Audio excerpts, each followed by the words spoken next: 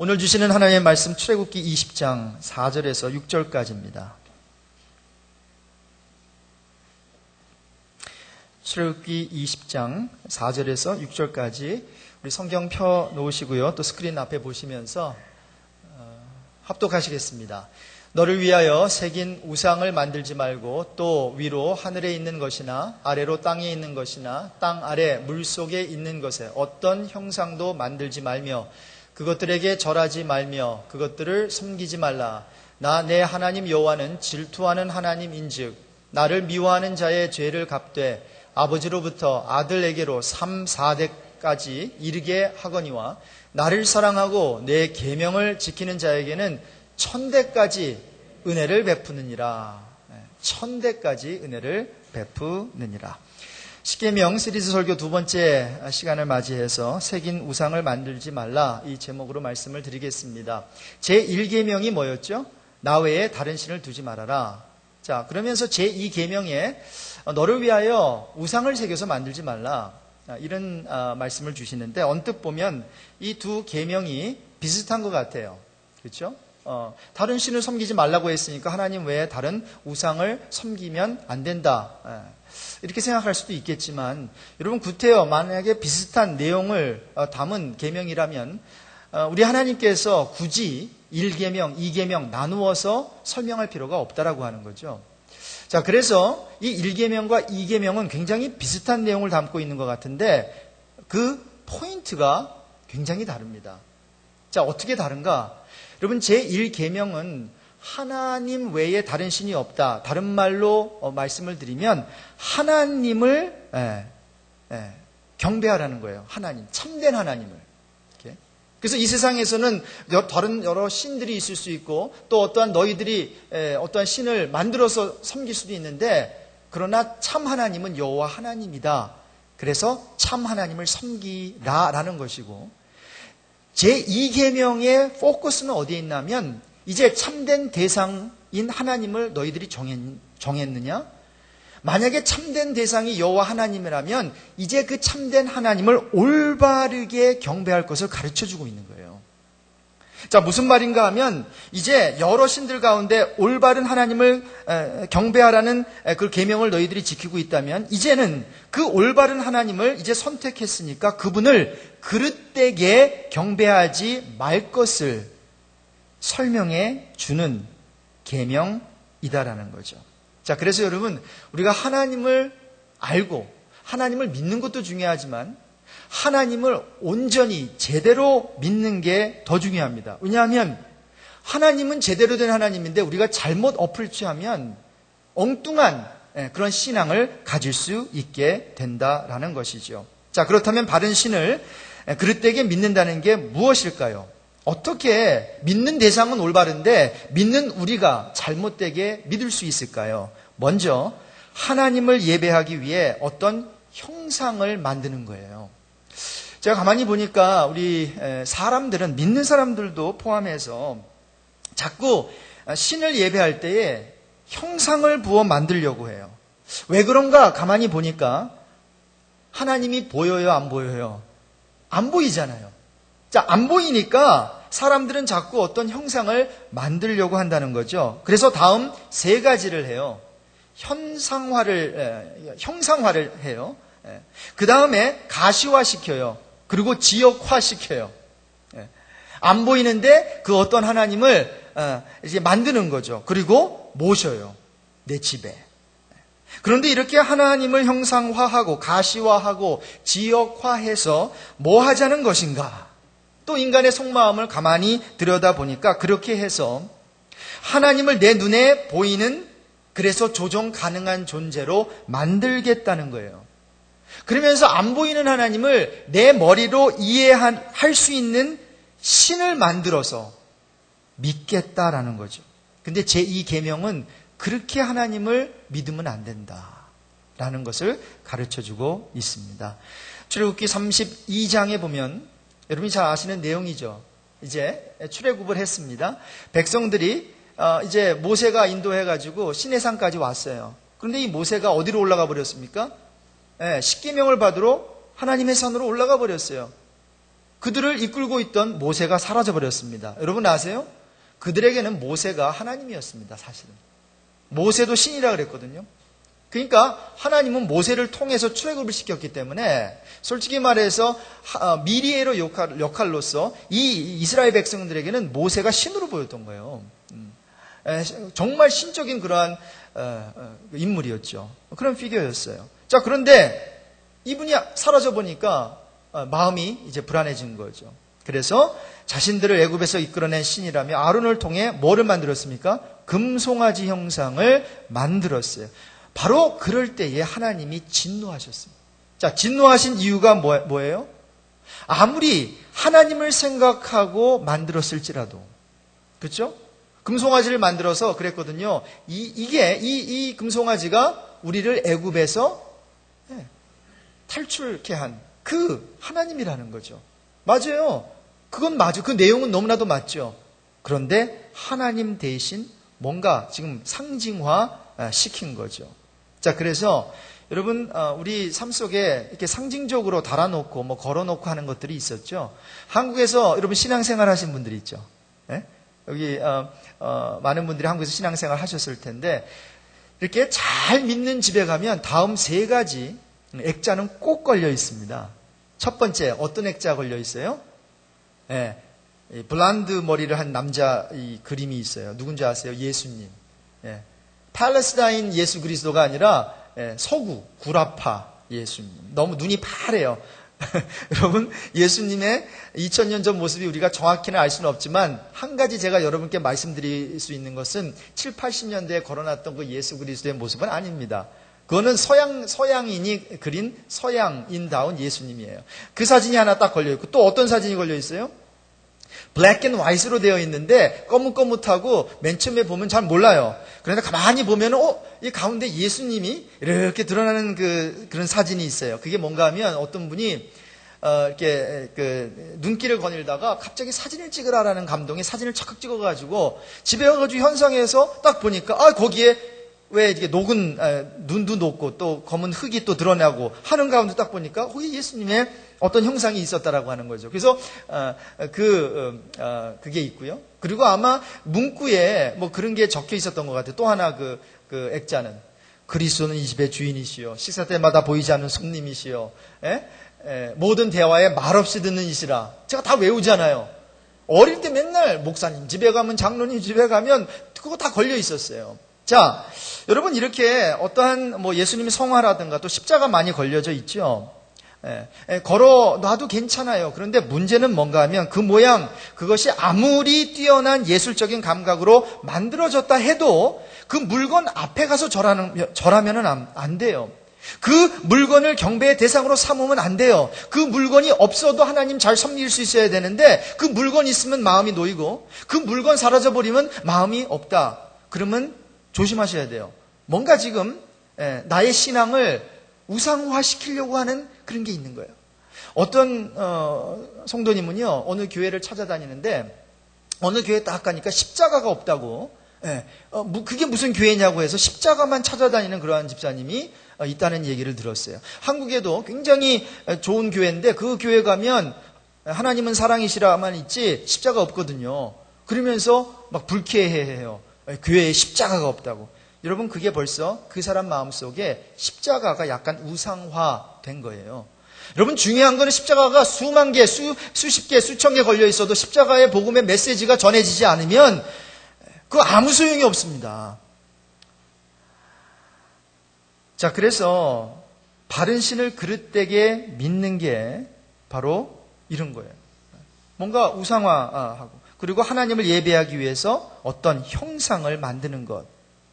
자, 두 번째로 하나님의 말씀을 내 임의대로 해석하는 거예요. 이것이 하나님 우상입니다. 자, 금송아지 사건에서요. 여러분 여기 보십시오. 출애굽기 32장 1절 이하에 보면 금송아지를 만든 이유가 나와요. 잘 들어보세요. 백성이 모세가 산에서 내려옴이 더딤을 보고. 무슨 말씀인지 아세요? 왜 이스라엘 백성들은 아론과 함께 우상을 만들었는가? 믿음이 없어서가 아니에요. 신앙심이 없어서가 아니에요. 뭐가 없었어요? 참을성이 없었어요. 여러분, 신앙에 있어서 이 인내라고 하는 것, 오래 참음, 성령의 9가지 열매 중에 하나인데, 이 오래 참음, 이것이 얼마나 중요한지 몰라요. 우리 하나님을 제대로 섬기는 데 있어서 저와 여러분은 이 인내심을, 오래 참, 이것을 갖게 되길 주님의 이름으로 축복합니다. 이거 없으면요, 맨날 좋은 교회만 찾아다니게 되고, 이거 없으면 맨날 좋은 말씀만 찾아다니게 되고, 이거 없으면 뭐예요? 왜냐하면 내가 수용이 안 되는 거예요. 참지를 못하니까.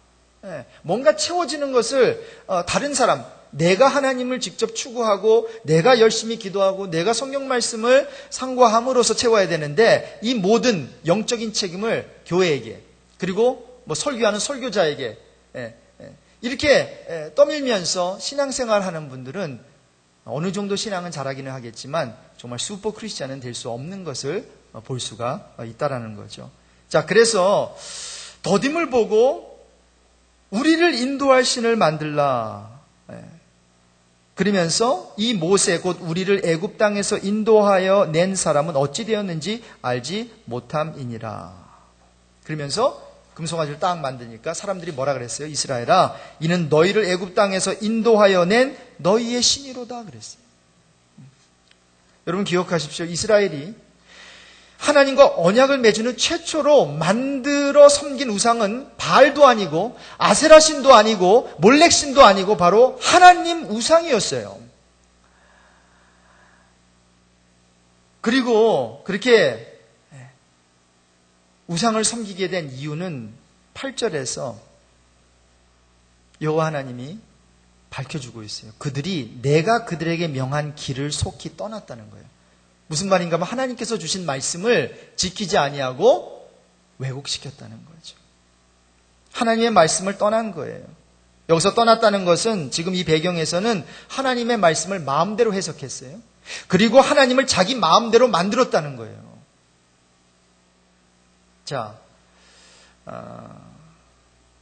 그런데 여러분 보세요.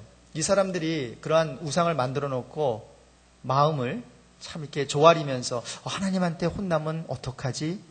이렇게 마음은 조아렸을까요? 천만에요.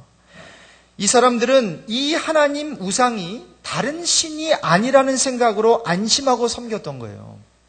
바로 이 신이 우리를 애굽에서 구해내신 그 신이라는 거죠. 바로 그 여호와 하나님이라는 거예요. 옛날이나 오늘날이나 하나님 섬기는 백성들의 약점이 바로 이거 아니겠어요? 하나님 안 섬기겠다는 게 아니에요. 하나님 섬기지 않겠다는 게 아니라 내가 원하는 하나님 섬기겠다는 거예요.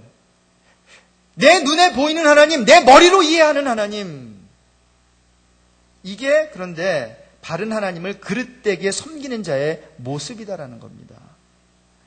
자, 그런데 이렇게 하나님을 형상화하고 마음을 내 임의대로 해석하게 되면 말씀드렸다시피 성경의 하나님을 제대로 온전히 믿을 수가 없다는 거예요. 왜 그렇습니까? 하나님이 망가집니다. 성경이 밝히고 있는 하나님이 망가집니다. 여러분, 왜 새긴 우상을 만들면 안 되는가? 이 새긴 우상은 하나님 우상이에요. 뭐 다른 신이 아니에요. 하나님 믿겠다는 건데 그 하나님을 가지고 우상을 만든 거죠. 자, 우상을 만들지 말라는 두 가지 이유가 있습니다. 첫 번째 이유는 뭔가 하면 하나님을 왜곡시킵니다. It distorts God. 만일 우리가 하나님을 제대로 경배하려면 하나님에 대한 바른 인식을 가져야 되거든요. 자, 그런데 우상을 만들게 되면 하나님에 대한 바른 인식을 가질 수 없어요. 왜 그런 줄 아세요? 하나님을 고정시키기 때문이에요. 영어로 표현하면 픽스 시켜버린다고요. 여러분, 고정관념이 이래서 무서운 거예요. 내가 어떤 사람에 대해서 좋지 않은 모습을 봤거나 좋은 모습을 봤으면 그것으로 그 사람에 대한 나머지 인식이 그냥 고정되어 버립니다. 좋은 모습을 봤으면 그 사람 좋은 사람이고 나쁜 모습 봤으면 그 사람 나쁜 사람이에요. 제가 이런 글을 한번 읽어봤어요. 어떤 외국의 어느 젊은 목사가 쓴 수기입니다. 그는 다음과 같은 목회자의 독백을 기록하고 있어요. 내용이 재밌어요. 한번 들어보세요. 목회자가 너무 젊으면 경험 부족이라 하고 머리가 희면 너무 늙어 희망이 없다고 합니다. 다행이에요. 저는 대충 반반이에요. 자녀가 서너 명이면 너무 무절제하다 하고 자녀가 너무 없으면 무슨 저주나 받은 것 같이 생각합니다. 이것도 패스한 것 같아요. 한 명이라도 있으니까. 만일 총각이면 위험하기 짝이 없다 하고 부인이 성가대에 앉으면 사모가 너무 설친다 하고 안 하면 실천력이 없어 교회에 비협조적이라고 합니다. 노트를 보고 설교를 하면 몸이 건조하다 하고 원고 없이 하면 준비도 없는 즉흥적인 설교를 하는 목사라 합니다. 예화를 들면 성경이 없는 설교자라 하고 예화를 안 들면 성경 강해만 해서 어렵고 딱딱하다고 불평합니다. 그래요? 목사가 참 힘들어요. 그렇죠?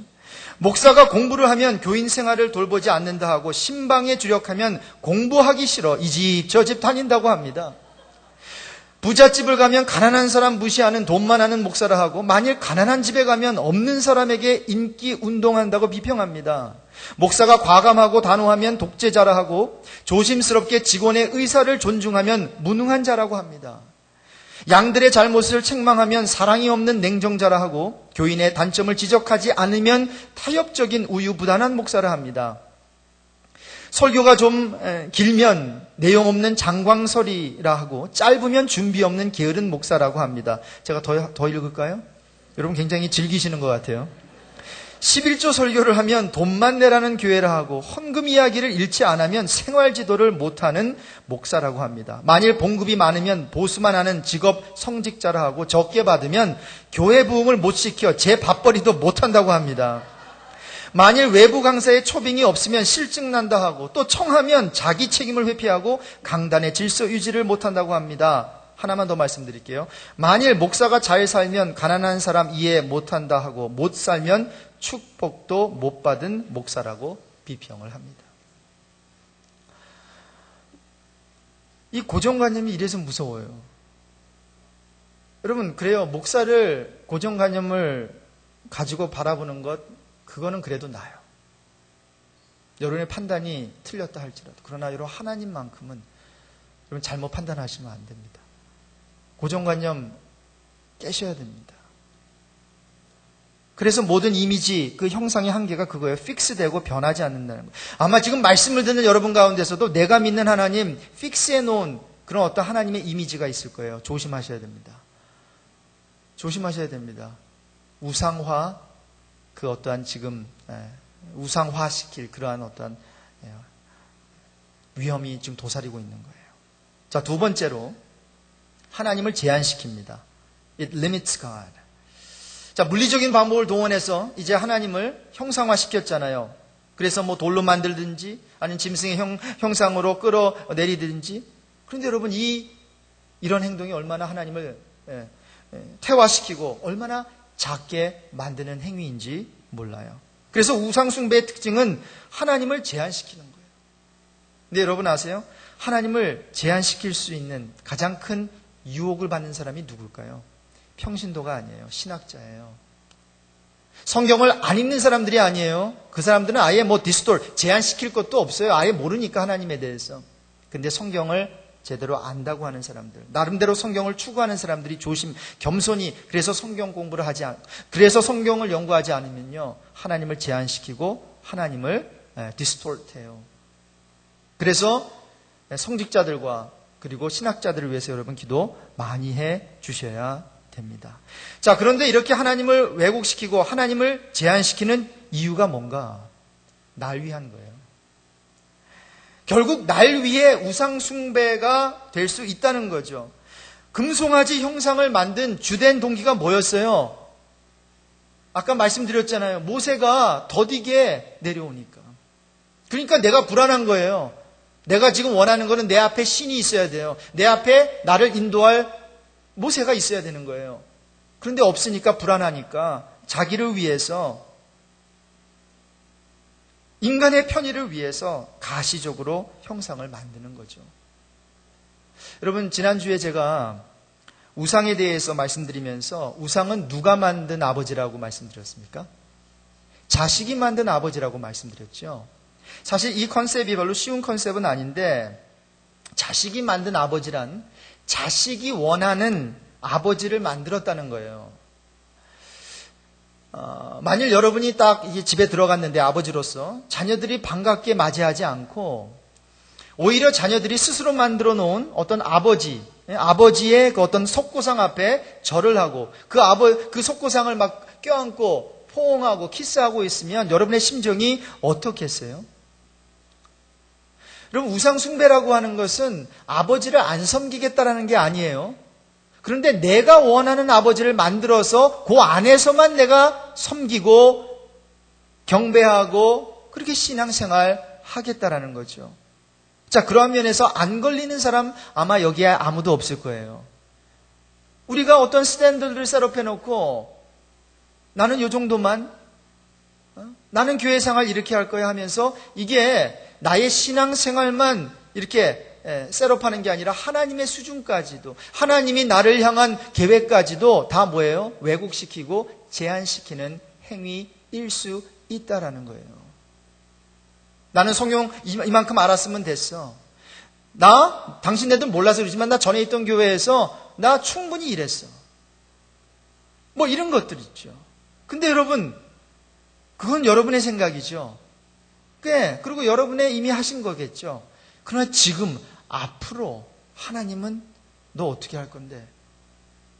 이렇게 물으시거든요.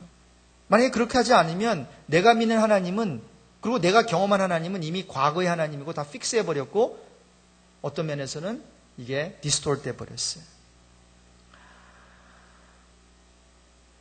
여러분, 그래서 일상생활에서 제2계명을 범할 수 있는 예가 있어요. 이미 말씀드린 대로 내가 원하는 하나님 만들어 놓고 신앙생활 하는 거예요. 자기에게 아무런 꾸중이나 책망도 주지 않고 부담감 느끼지 않고 섬길 수 있는 하나님 만들어 놓는 거예요. 그래서 그러한 하나님을 잘 믿도록 부추기는 교회가 생기고 있죠. 그래서 한국 교회는 연약해지는 거예요. 숫자는 많아졌어요. 왜? 부담 안 주니까.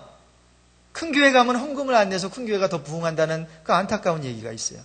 그 누구도 헌금 생활하는 것을 지적해주는 사람이 없으니까. 여러분, 이 교회가 이렇게 돼버렸습니다. 내가 원하는 하나님 만들어서 신앙생활하는 사람들이 너무나도 많아졌다는 거죠. 너무도 인자스러운 하나님, 온종일 자기가 무슨 일을 저지르고 다녀도 한마디 꾸중도 않으시는 너무나도 인자스러운 하나님. 만약에 하나님이 다른 모습을 보이면 나 그 하나님 안 믿어. 만약에 그런 하나님을 강단에서 전하지 않으면 나 그 교회 안 나가. 이렇게 되어버렸다는 거죠.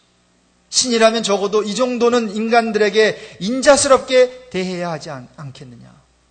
이런 소리를 하면서 내가 원하는 하나님을 만들어 놓고 믿고 있다면 제2계명의 스피릿을 저버린 행동입니다. 자, 여러분, 우리는 이러한 어떤 우상 숭배의 스피릿을 우리가 좀 이렇게 지향하기 위해서 이것을 디텍할 수 있어야 돼요. 좀 이렇게 감지할 수 있어야 돼요. 우상 숭배의 초기 현상을 어떻게 감지할 수 있는가? 만일 여러분이 다음과 같은 생각을 갖고 있다면 조심하셔야 됩니다. 내가 지금은 아니지만 내일 교회에 나올 거야. 내가 지금 예수님을 요 정도 믿고 있지만 내가 앞으로 더 잘 믿을게. 아니면 내가 지금은 안 믿지만 내가 앞으로 믿을 거야. 사업 성공하고 난 후 잘 믿을 거야. 라고 말한다면 여러분 조심해야 됩니다. 이것이 바로 우상숭배의 초기 현상입니다. 믿지 않겠다는 게 아니잖아요. 교회에 나오지 않겠다는 게 아니에요. 내가 섬기지 않겠다는 게 아니에요. 그러나 뭐예요? 요 정도만 섬기겠다는 거예요. 하나님이 그러셨나요? 하나님이 저 여러분에게 요 정도만 섬기라고 했나요? 하나님이 저와 여러분에게 이 정도 섬기면 돼. 만약에 그렇게 하나님께서 말씀하셨다면 그럼 저는 할 말이 없어요. 그런데 만약에 그것이 저와 여러분의 생각이라면 지금 제2계명의 스피릿을 저버릴 수 있는 굉장히 위험한 그 비탈길에 지금 서 있는 겁니다. 지금은 아니에요. 요 정도면 됐어요. 안 믿는 게 아니라니까요. 여러분, 자기 기만을 하지 말아야 됩니다.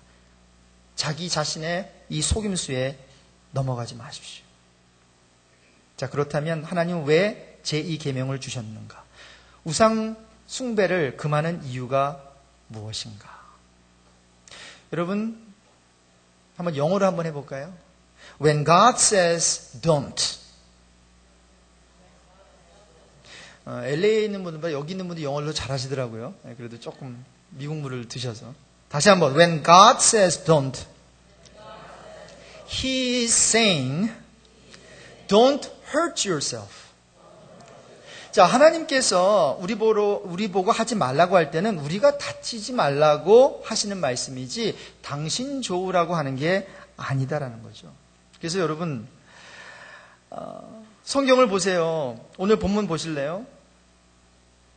5절을 한번 읽겠습니다. 이 5절에 대해서 여러분이 좀 오해하실까봐 좀 염려가 돼서 한번 이 5절을 한번 설명해 드리려고 합니다. 같이 5절을 읽겠습니다. 그것들에게 절하지 말며 그것들을 숨기지 말라. 나 내 하나님 여호와는 질투하는 하나님인즉 나를 미워하는 자의 죄를 갚되 아버지로부터 아들에게로 3, 4대까지 이르게 하거니와. 거기까지. 자, 이러한 말씀을 읽을 때마다 그래서 부담이 있는 거예요. 아니, 자기 안 숨기면 당대부터 자녀 3, 4대까지 저주를 하시겠대? 난 그런 하나님 안 믿어. 이렇게 나오는 거예요. 그러니까 하나님을 왜곡시키는 거죠. 여러분, 하나님의 그 마음을 읽으셔야 됩니다. 지금 여기서 우리 하나님께서 말씀하시고자 하는 나를 미워하면 죄를 갚겠다라는 의지, 이 표명으로 들리는 이 표현은 나를 미워하면 내가 죄를 갚겠다, 죄를 갚게 3, 4대까지 저주하겠다라고 하는 마음보다는 널 위해서 우상을 만들면 너만 불행해지는 것이 아니라 내 자녀도 불행해지고 손주 그 아래 세대까지 불행하게 돼. 이것을 강조하고 싶으신 거예요. 저주의 강조가 있는 것이 아니라 그 우상 숭배하는 자체가 이렇게 영향력이 강한 거야. 내 마음은 너희들이 저주받는 것이 아니라 축복받기를 원해. 그래서 그 다음 절이 중요한 거예요. 그 다음 절 한번 같이 읽겠습니다. 6절입니다. 같이 읽습니다. 나를 사랑하고 내 계명을 지키는 자에게는 1000대까지 은혜를 베푸느니라. 이게 하나님의 마음입니다. 이게 저와 여러분을 향한 마음이에요. 축복해 주시고자 하는 마음. 3, 4대가 아닙니다. 1000대까지 축복해 주시기를 원한다라는 것입니다. 그래서 여러분, 하나님이 자기만을 경배하고 사랑할 것을 요구하신 이유가 있어요. 그분이 먼저 우리를 그토록 사랑하셨기 때문이에요. 그분이 그 자신을 내어준 것만이 아니에요. 자기 아들을 내어줬어요. 저는 결혼하기 전까지, 그리고 아기를 낳기 전까지 가장 큰 희생이 뭔가 내 자신을 내어주는 거라고 생각했어요. 그런데 제 아기를 낳아보니까 더 큰 희생이 있더라고요. 내 자신을 내어주는 게 아니라 내 아이를 내어주는 게 더 큰 희생이라는 걸 알게 됐어요. 여러분, 무슨 말입니까? 누가 총을 들이대고 총을 쏴 죽이겠다고 하면은 저는 가로막습니다. 내 딸은 살려달라고, 날 죽여달라고. 여러분, 하나님께서 어떤 분은 그래요. 자기 아들 하나 관수하지 못하고 자기 아들 하나 귀하게 여기지 못해서 버린 그 아버지, 그것이 하나님이라면 나 안 믿겠다라는 거예요. 뭔가 지금 뭘 모르고 있는 거예요. 여러분, 내 자신을 내어주는 것보다 더 아픈 거는 내 자녀를 내어주는 거예요. 내 자녀가 죽어가고 있는데 그냥 보고 있을 사람 어디 있겠어요, 이 세상에. 별로 시원치 않은 박성호도 내 딸 누가 쥐어받고 내 딸에게 누가 손을 건드리면 가만히 두지 않을 거라고요. 그런데 우리 하나님께서는 가만두셨다니까요. 여러분, 그 사랑을 아세요? 그토록 우리 하나님께서 이 세상을 사랑하셔서 독생자 예수를 주셨다고 하는 요한복음 3장 16절이 그러한 의미라는 것을 여러분 아세요? 여러분 눈에 넣어도 아프지 않을 자녀를 내어주실 수 있겠어요? 못 내어줍니다. 죽으면 내가 죽지. 고은이를 어떻게 내어줘요? 고은이가 죽어가는 모습을 어떻게 눈뜨고 봐요? 여러분, 하나님께서 예수 그리스도를 외면하신 게 아닙니다. 보실 수 없었어요. 그러나 하셨어야 했어요. 내어주셨어야 했어요. 저와 여러분을 너무나 사랑하기 때문에. 그래서 하나님은 우리 전부를 원하시는 거지, 당신이 그렇게 우리의 전부를 주셨기 때문에, 전부 그 이상을 주셨기 때문에, 총체적인 사랑을 주셨기 때문에 우리도 그렇게 사랑하면 우리가 행복해진다는 거예요. 여러분, 부담이 되시죠? 거룩한 부담을 느끼셔야 합니다. 결론입니다. 그렇다면 우리는 뭘 해야 하는가? 두 가지만 말씀드리겠습니다. 첫 번째, 따라해 봅시다. 하나님은 하나님이심을 잊지 말아야 합니다. 여러분, 하나님은 하나님이세요. 여러분, 이것을 인정하십시오. 똑똑하다고 내가 뭘 안다고 성경에다가 자꾸 내 생각 들이대지 마시고, 여러분, 제2계명을 공부하면서 내가 하나님에 대해서 배워야 되겠다. 겸허한 마음으로 그 하나님을 내가 알기 원한다. 하나님을 하나님이심을, 하나님은 하나님이시구나. 이것을 내가 알고 싶다. 이 마음을 가지시기를 바라고요. 두 번째, 보이지 않는 하나님이 여러분 보고 싶으세요? 한 가지 길이 있어요. 그리고 하나님께서 그래 너희들 정말 보기 원하냐? 그럼 내가 방법을 제시해 줄게.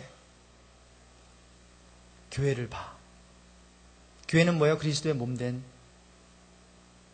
교회는 그리스도의 몸이에요. 완전하지는 않지만 교회는 그리스도의 몸을 나타내는 것이고, 그래서 하나님을 보려면 하나님의 백성의 공동체인 교회를 보면 됩니다. 불완전하지만 그래도 그 교회에 하나님의 영이 거하시기 때문입니다. 그래서 좋아요 교회는 책임이 있어요.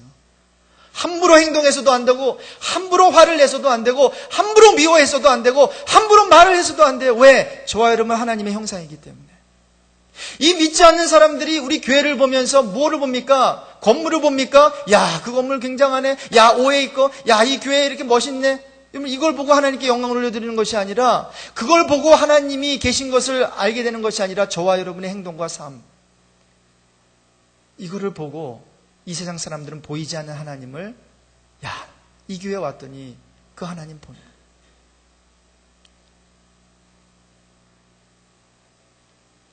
그런 교회가 되기를 바랍니다. 여러분, 전 도전합니다. 한 주간 동안 여러분 사시면서 이 두 가지 질문을 여러분 자신에게 했으면 좋겠어요. 난 어떤 하나님을 이때까지 믿고 왔는가? 그리고 내가 믿고 경배하는 하나님은 얼마나 큰 하나님입니까? 이 두 가지 묵상하시면서 한 주간 성공하시는 신앙생활에 정말 행복한 신앙생활 하시는 여러분 되시기를 주님의 이름으로 축복합니다.